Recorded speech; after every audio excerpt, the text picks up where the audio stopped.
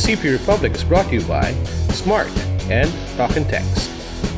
And welcome us back after a short vacation, and thank you for tuning in to the latest episode of the CP Republic. Ako si DR. And I'm Jam, syempre. Yep. And I'm so glad to be back. Buntik pang hindi natuloy today and recording namin because, well, kaya ako nawala, just to kaya kami nawala, it's because I was hospitalized. No? Na-hospital ako for 2 weeks dahil nakita na mahina yung puso ko.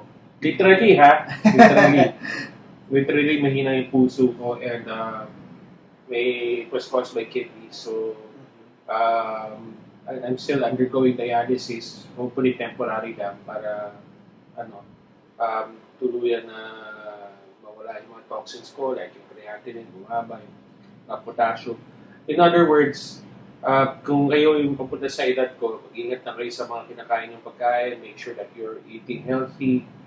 Payo kaibigan lang. Dahil si Jam, ito, 20-something ka na Jam, early 20s eh. So, okay lang, kumain ka na pero... Dahan-dahan pa din. Maganda magdahan-dahan ka na rin.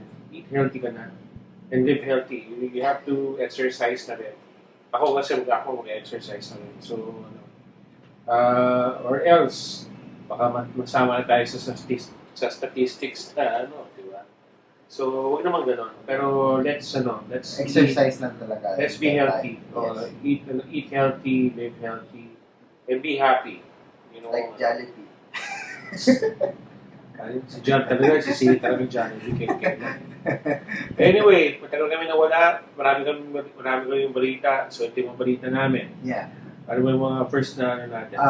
Actually, sobrang dami nating balita. Siguro unahin mo natin si Starmobile. Yes, unahin natin si Starmobile. Okay, so si Starmobile nag-announce ng 2 bagong smartphone. Although hindi sobrang laking launch nito. Pero interesting pa siya kasi mura siya. And sigurado ako magugustuhan yung, lalo doon sa mga gusto ng pamatagalan. Kasi yung isa is the Starmobile Play Plus, which is an affordable smartphone, and hindi naman siya kasing mura nung smart prepaid kit. Pero mura pa rin siya. I mean, maganda pa rin yung price niya para sa hardware niya. Right. Kasi itong si Play Plus, meron siya Spreadtrum processor kapares ng prepaid kit. Yeah. But this one is open line, and then may 512 MB RAM, 5-inch display, 8 gigs of 8 gigs of internal storage. Yung medyo okay naman yung storage niya. I mean, pag nag-install kayo ng laro, kasi minsan pag 4 gig medyo kulangan sa ibang laro. With 8 gigs, okay na yan. And basic lang talaga yung kanyang Pero at least naka-marshmallow na siya. Yes, naka-marshmallow na siya. Yeah, naka-marshmallow na siya. And maganda yung presyo niya. Yeah. Maganda yung presyo niya.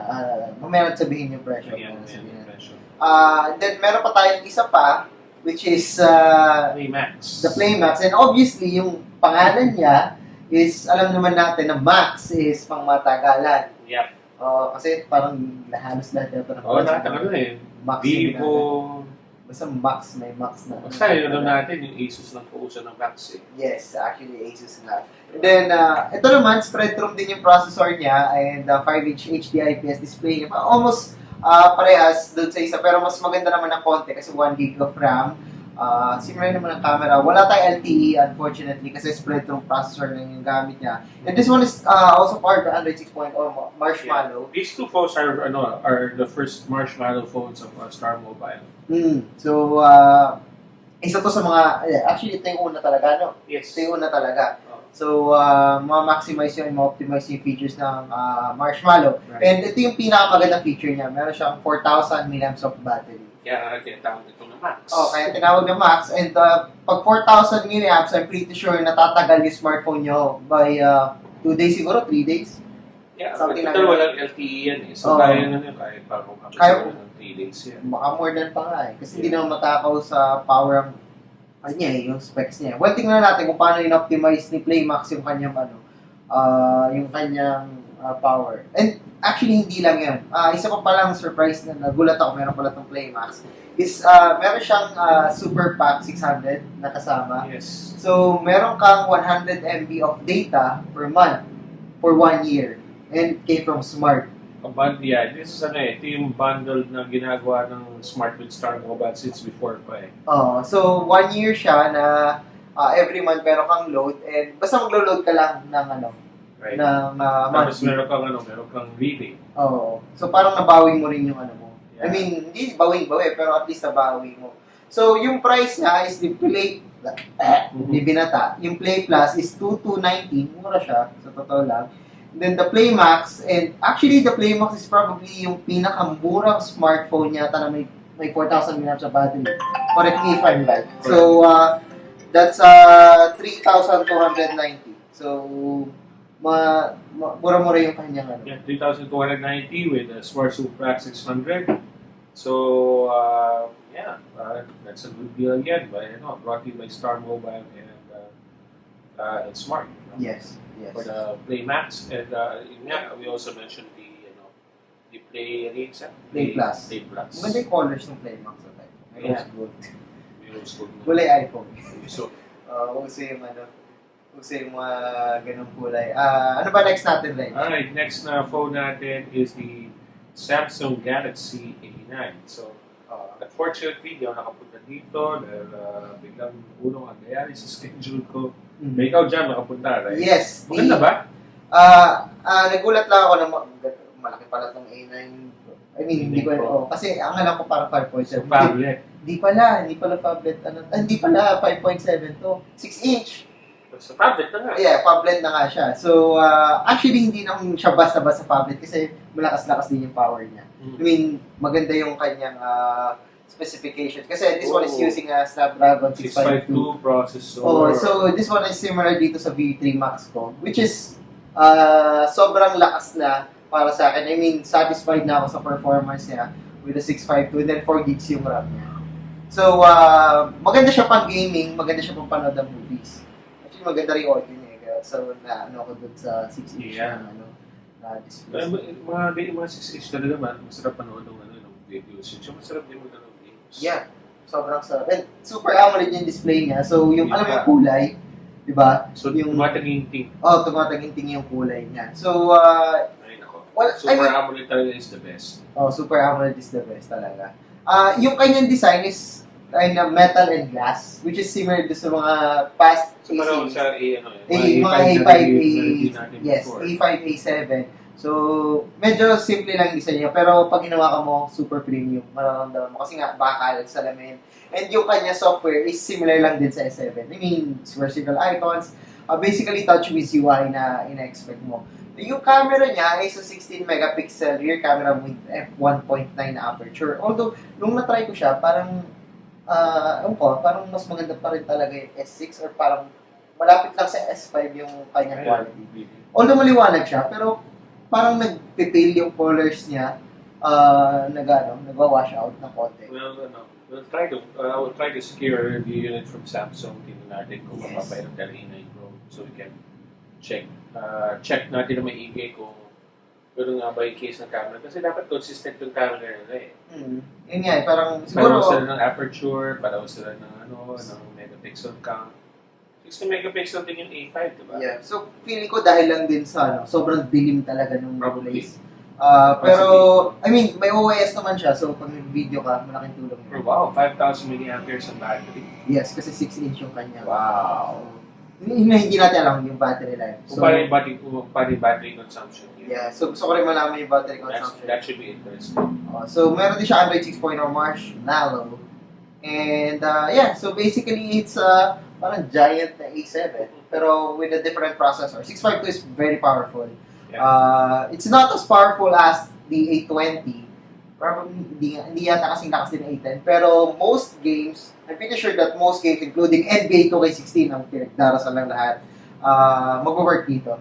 Walang problema. Pinagdarasal ng NBA 2K16. Kasi I was able to max ng processor. Yeah. So I was able to max out yung 652 and 4 gigs of RAM sa Vivo V3 Max ko with 1080p din ang display without problems naman. Nakamax out yung settings. So the A9 Pro, the Galaxy A9 Pro, mali ko pa rin title kung ngayon ko napansin.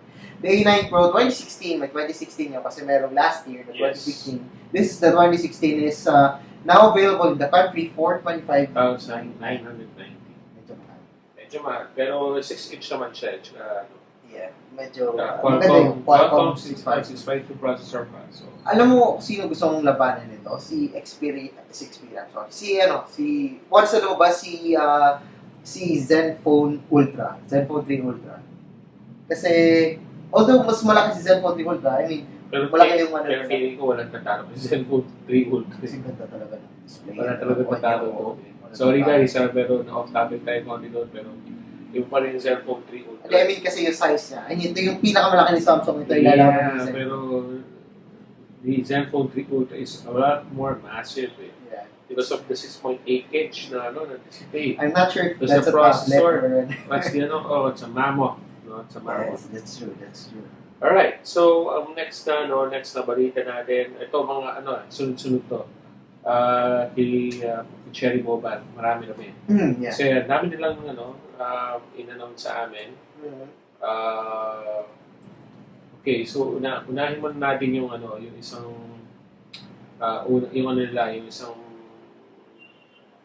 in-announce nila 2 weeks ago, the Flare J2. Okay. So yung the Flare J2, we all know about the Flare J1, right? Yes. The 2,990 phone nila released last December. No, and it's very popular, the J1. Sobrang popular pa natin. Kasi solid siya eh. Solid siya, hindi siya cheap. Kapag hinawakan mo, parang mararamdaman mo talagang solid siya. Tapos, pero ngayon, yung J2, kaya tinawag J2 kasi mas updated na yung mga features. And yung update, ang pinaka-main feature na to, pinaka-main na feature, bakit mo bibili ng J2 is because siya yung isa sa mga affordable na Marshmallow smartphone today. Yes. Mention na natin kanina yung Starmobile, pero itong J2, lalaban din to. Because the J2 has also upgraded its specs compared to the J1. No, pareho pa rin yung pareho pa rin yung quad-core pa rin siya. Okay, quad-core pa rin. Pero, mas mataas na yung display niya, 5-inch na HD. Tapos, IPS pa siya. IPS pa, correct. Tapos 8 gigs pa yung internal storage. Tapos 1 gig pa yung RAM. Yes. Okay? At kaya pa up to 64 gig yung storage. Yung microSD external, no? Tapos 13 megapixel ang camera, 5 megapixel yung front camera, dual SIM of course, 2,000 mAh of battery, and for the same price of 2,999 pesos. Not bad. Oh, not bad yan. So, kung naghahanap ka ng Marshmallow phone na hindi magbubutas sa bulsa ninyo ng malaki, itong okay na itong Jazz na ito, tapos okay din yung mga kulay na itong Jazz tuloy, itong Flare J2 eh. So, it's already available, and aside from the Flare J2, ano pa ba ibang jam yung Meron pa tayong iba pa na in-announce, the Cherry, Dalandan. meron pa, Flare HD2. Oh, Flare HD2. Yes, so si Flare HD2 is successor ni Flare HD, which is popular nung nilabas siya. Kasi aside sa mura siya yung isa sa mga unang HD smartphones na pasok sa budget and maganda yung kanyang performance. So, parang 2 years na ito. 2 years na since yung last Flare HD. So, this one is the second version and this one is running on a MediaTek 6580 kaparehas nung J2. And HD IPS yung kanyang display. So, yung kanyang talaga is yung kanyang HD display. Yun talaga yung parang bentahan niya. Oh. Yun yung niya. Yung pinaka-main feature. Almost similar lang yata sila na specifications niya ni J2. Ano mo yung matandaan yung unang Flare HD eh? Ang tagal na nun eh. Actually, ang tagal na nun eh. Oo, hindi ko na matandaan eh. Hindi ko naman rin maano eh. So, wala naman masyadong... I don't remember if we even discussed it before. Hindi pa tayo Ay, wait, natandaan ko na. Hindi tayo nag-record yun. Hindi pa tayo nag-record noon. Hindi pa. And yung original Flare HD, yung 2 years ago. Christmas party Yeah, 2013. 13 ba? Yes. Okay, so 15 is yung Explorer. Yung 14, ano ba yung binigay ng 14? 2014, wala. Yung 14, yung Infinix. Oh, yes, Infinix. Then 13 is the Flare. Kaya yung watch yung G1. Yes. So, ito yung... so, ito yung binigay sa atin. Guys, kasi every Christmas, kami mga media, nagbibigay may regalo regalo si si Cherry. And I remember, yung Flare HD binigay niya sa atin nung Christmas 2013. Yes. Which, nireview ko pala yun at binigay ko sa nanay ko. Naging So, matagal na yun. Matagal na yun. Yeah, matagal na yun. Oh, Ganda so, yun, ha? Oo, ang ganda nga yan. So, inabot siya. Yun nga lang, hindi ko lang alam kung patingin yung picture niya ulit. Iba na yung itsura niya. Iba na itsura niya. Parang curvy na ano na siya. Hindi yung yung namimiss ko yung form factor ng Flare eh. Yeah. Original Flare. Yung Flare HD, medyo ganun ang form factor niya na binan lang. Pinaliit pa na compact. Okay yun na. Okay yung Flare HD na yun. For its time, maganda siya. So ito, the Flare HD 2.0 has a price tag of 2,999. Mura, 2,999. Oh, okay na din. Okay na din. Para sa price niya. And meron pa isa pa. Cherry Mobile Flash. Okay. Cherry Mobile Flash. Yes. God. Okay. Ano merong special sa Cherry Mobile Flash? Ano pa pala? For 5,999 pesos may fingerprint scanner ka. Oh, yun yung panalo talaga. Oo, kasi inuuso ngayon fingerprint scanner. Tama. Ayaw mo ayaw mo makita yung mga private photos mo, private SMS, private messages, and whatnot. Kailangan mo ng fingerprint scanner para sigurado. Yes, exactly. And ito yung Cherry Mobile Flash, ang pinakamurang phone na may fingerprint scanner for 5,999. So, quad-core. Octa-core processor na siya. 16 gigs internal storage. May LTE pa. Okay, may LTE.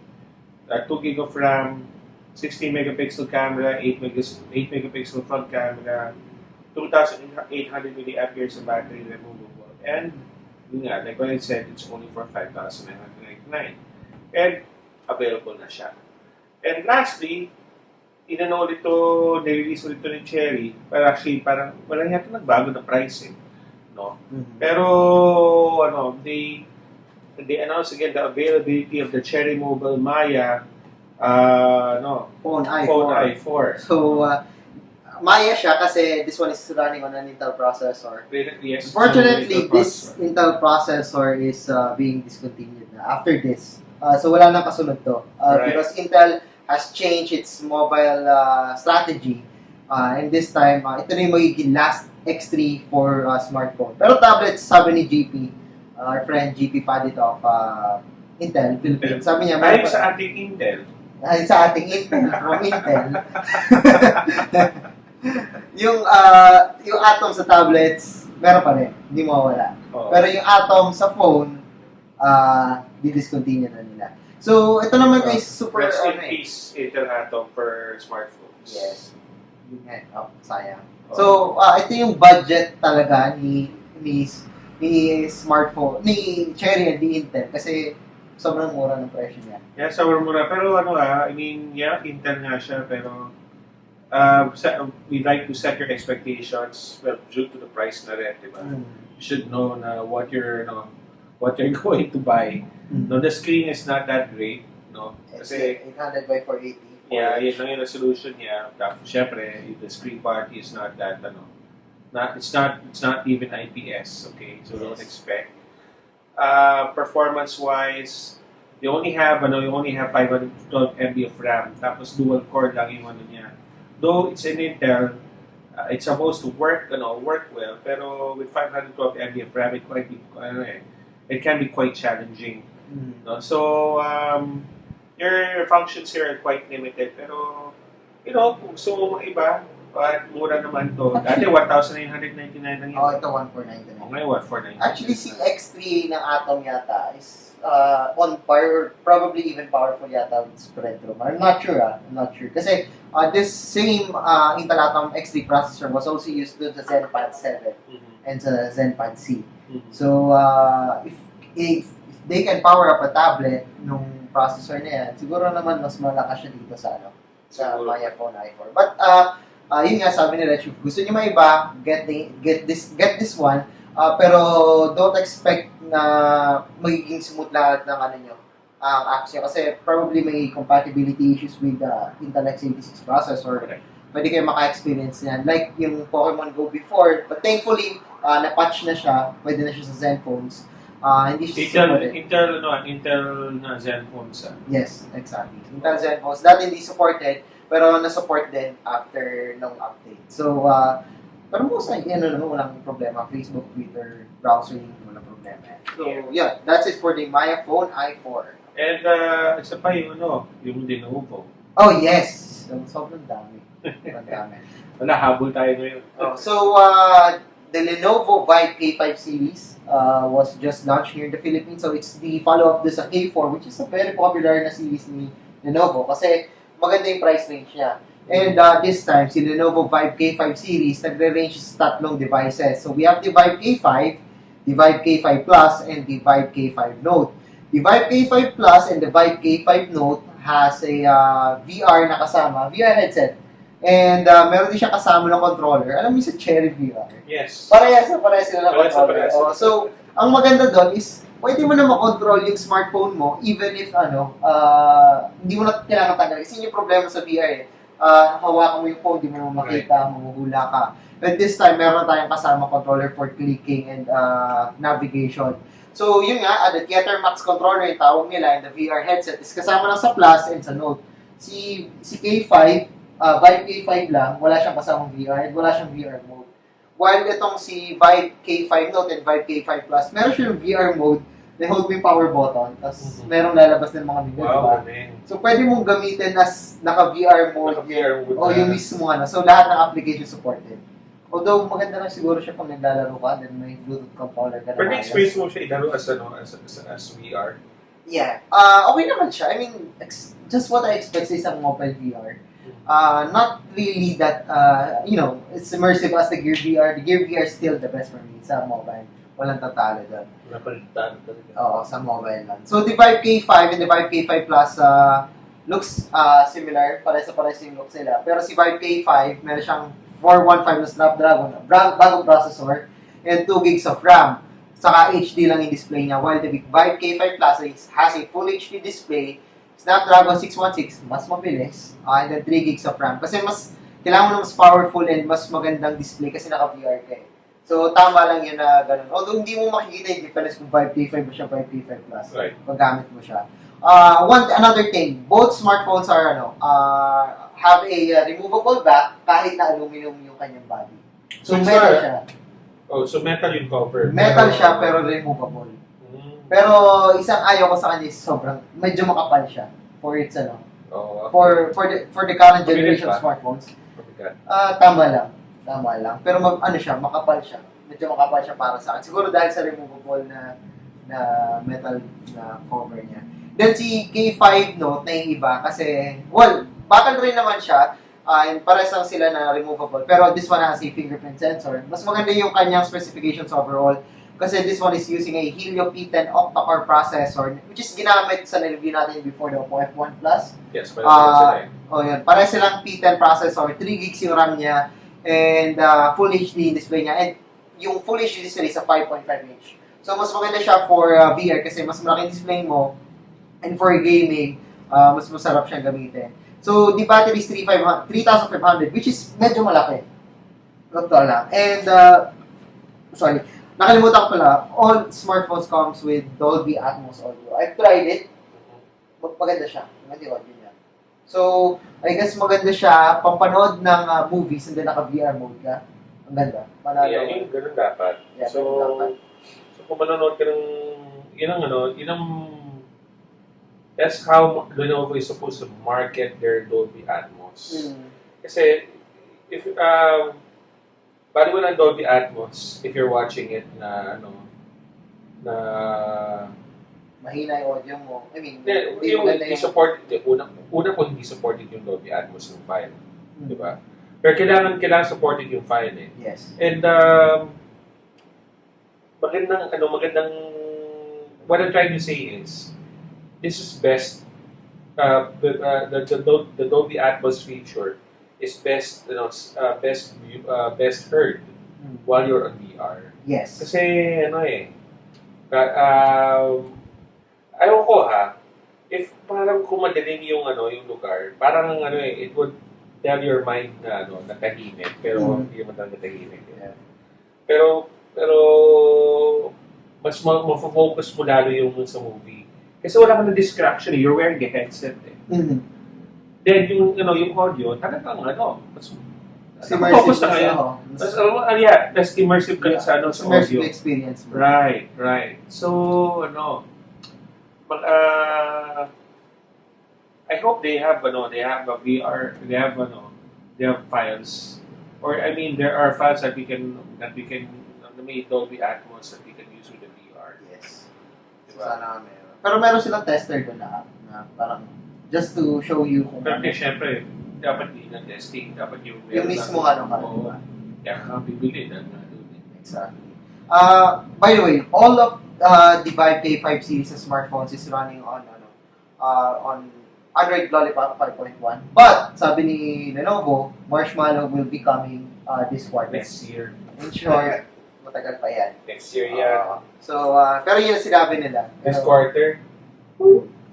Pero yung presyo, the Vive K5 comes with screen protector for 6,999. Okay.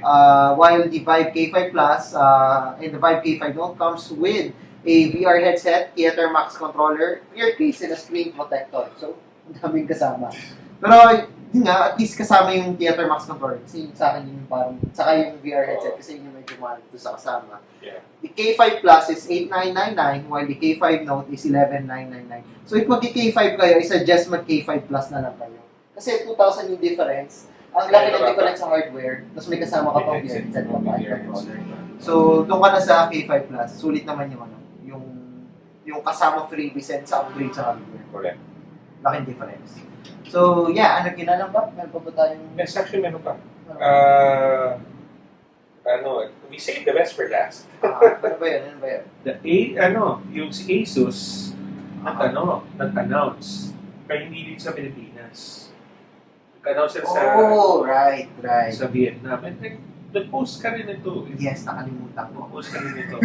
Hindi pa nakaka-post doon, nasa hospital pa ako noon, nakapag-5 pa ako noon. Nakalimutan ko yun. Pero nag-post na kayo, naingit nga ako. Hindi, Pero actually, hindi na ako naingit kasi nahawakan ko na kagabi. Ay kahapon. No? So, ano ba yung pinag-uusapan namin? Recently, Vietnam, Asus Vietnam launched the Asus Zenfone 3 Laser and Asus Zenfone Max. Zenfone 3 Max. No? So, again, in a recent episode, so we mentioned during our interview with Jerry Shen, Asus Global CEO, that's almost 2 months ago, of June 1, he mentioned na magkakaroon ng Max. Although hindi rin magkakaroon ng Max ngayong August. So sa Philippines. Pero before Philippines, ito na nga, mention na nga, na-announce na nga sa Vietnam. Pero along with the Max, they also announced the Laser. So we upgrade na ngayon yung mga Zenfone 2 Laser and Zenfone 2 Max. Zenfone Max. So, what can we expect here? Ito na paglaruan na namin. Si Jam na post na yung pictures. So, you might have seen it sa jamonline.ph. Pero ito yung personal na namin. Ito yung personal na experience namin. The Zenfone 3 Max, mas magaan, mas slimmer compared sa original na Zenfone Max. Tsaka na siya? Ibang design niya. Metal na. Parang Zenfone 3. Metal na rin yung design niya. It's not as slim as the Zenfone 3. Pero, di mo kailangan na 4,000 mAh na yung battery. 4,100. 4,100. I stand corrected. 4,100 na yung battery sa ganung form factor. No? At hindi mabigat. Hindi mo akalain na malaki yung battery niya. Hindi mo akalain. Oo. However, ang trade-off, kasi yung Zenfone Max, original Zenfone Max, may laser autofocus. Ito wala. Yes. Walang laser autofocus ang Zenfone 3 Max. And mas maliit yung kanyang display. From 5.5 to 5.2. 5.2 ba? Yes, 5.2 yung Although hindi mo siya ma-feel. Hindi ko Kasi parang malaki pa din eh. Yeah, pero malaki. Pag ginawa mo siya, alam mo mas comfortable yung kamay mo. Kasi yung curves ng likod niya, tama sa kamay mo. Right. And also, mas manipis na siya. Right. Pero wala na yung ibibenta ng Zenfone Max dito. Wala na nga. Wala na eh. Out of stock na yun. Hindi, pero siguro sana yan pa rin nila. Kasi, marami pa rin may gusto mas malaking battery. And, Tapos yung yung Zenfone 3 laser naman. Well, obviously mas manipis yun compared sa Zenfone Max, Zenfone 3 Max. And it's like a Zenfone 3 pero iba yung design. Iba yung hardware and design. Supposedly, iba yung specs niya. Yung specs pala. Yes, iba yung specs niya. Lower specs than the Zenfone 3. Tama ba ako? Yes. Lower, diba? Doon kami sa specs eh. Pero, still good buy. Kasi, yung Zenfone 3, actually, medyo nag-upgrade na sila eh. Pero, what was the last upgrade ng Zenfone 3 laser? Zenfone 2 laser? 6.0. Snapdragon 616. 616 ba? Yes, yung 5.5. Yung Snapdragon 430 processor, equals lang bisa ng 616. Actually, wala pa akong alam. This is the first Snapdragon. Yun nga eh. Kasi this is the first time.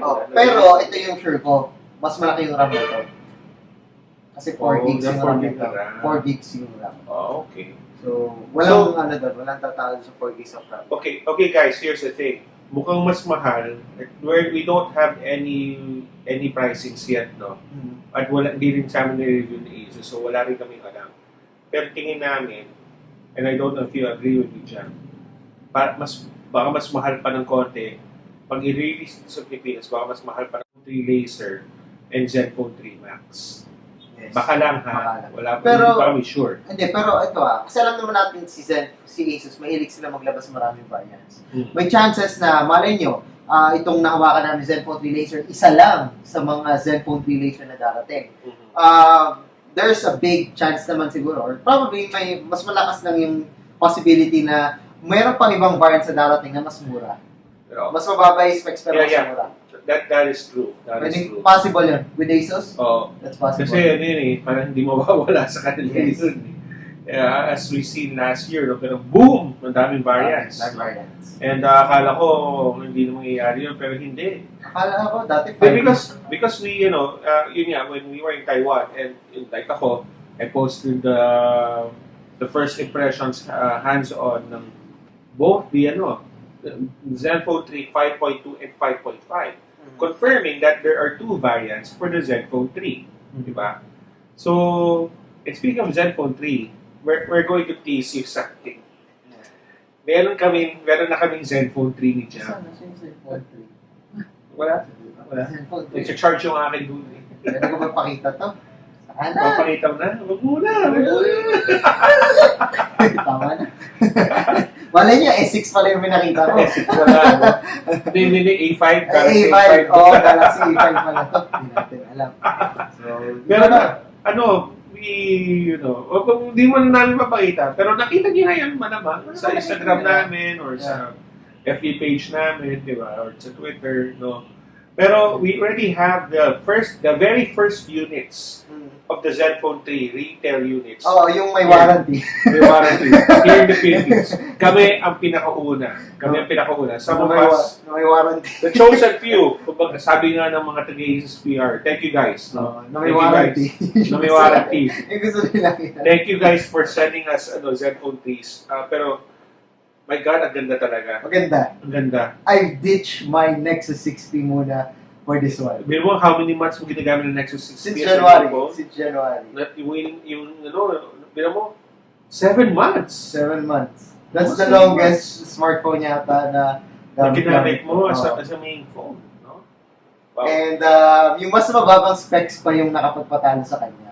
Siguro, pag-usapan na lang natin kung bakit ko pinili Zenfone 3 over the Nexus. We will know, because we will review the Zenfone 3. We will do a hands-on review of the Zenfone 3 next week. Yes. So, pag na-publish namin abangan nyo kaagad. Namin yun talagang ipopromote namin yung Zenfone 3 dahil mukhang ito na yung one of the best na nakita natin so far. And we both Jam and I both agree. Actually, sa Taiwan na kami, gano'n na yung pares na yung namin. Pareho na yung titingnan namin and pareho kami ng reaction. And kahapon, when we both got our Zenfone 3s, we were like, shit, mas maganda pala. So, ganda pala. Iba yung lumabas ng retail units. Iba. Anyway, we'll save that for next week. Pero, because now that we mentioned that it's here, ibig sabihin, malapit na. Malapit na po talaga dumating ang Zenfone 3 dito sa Pilipinas. Speaking of, baka gusto malaman ng mga viewers natin o gusto sumama sa Zenvolution, you can check it out sa zenvolution.ph. Sa mga gusto sumama. Just visit zenvolution.ph. Nandun yung mga malapit na ang launch date. Nandun yung info. So you want to come along? Yeah. Or you want to also watch the live stream because the live stream will also be there. Yes. So, right. By the way, Asus has surprises both sa mga nandun and sa mga nanonood. So, whether you're watching or hindi, or dun sa event, may mga surprises sila para sa inyong lahat. So, it's really exciting na isa to sa mga malaking tech events sa Pilipinas. Yeah, looking forward to it. Buti na lang na nakawala na ako sa ospital. Yes, thankfully. Makasama natin si Reg doon. Yes. Alright. Anyway guys, thank you for if napanood yung buong video, salamat sa pagpapanood. And we're now going to record our hands-on review segment. I think we have to do this now. And we're going to review the Cherry Mobile M1. Sa wakas, nalabas na yung M1. And it's Ginamit ko na ng ilang araw. Mabuti na i-review na natin ngayon para tapos na. Yes, tapusin na natin. Tapusin na natin dahil nagagamit ko na ng ilang araw na rin. So, pwede na i-review. Alright guys, and again, stay tuned to our hands-on review segment.